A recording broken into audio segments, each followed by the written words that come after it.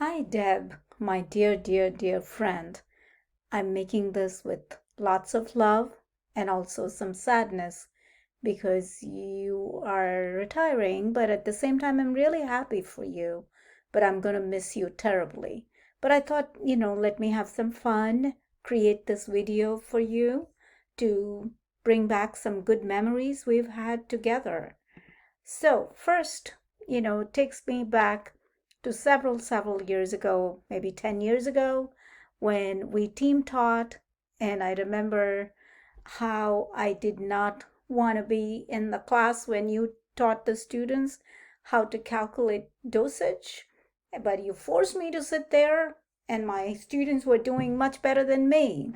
But that was fun. That was really a lot of fun, teaching with you and being there with you, learning so much.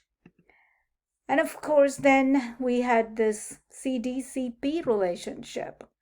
We were first, we formed this wonderful cross divisional group.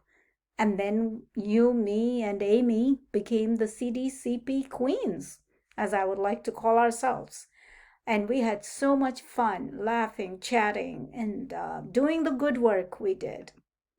And then, of course, our trips to achieving the dream, as you can see. Um, yeah, during the day, we had very serious conferences, and then we would go wild in the evening. And may I say, you contributed a lot to being wild. And there we go. I remember how you convinced us to travel first class after our trip to Jacksonville. And I'm glad we did that. And of course, our farewell dinner for you in Jacksonville, where we had again so much fun again. So it's been years of friendship, fun, learning, and so much more with you, Deb. I've learned a lot from you as a professional, being a department head with you and, sharing stories and griping sessions, what have you.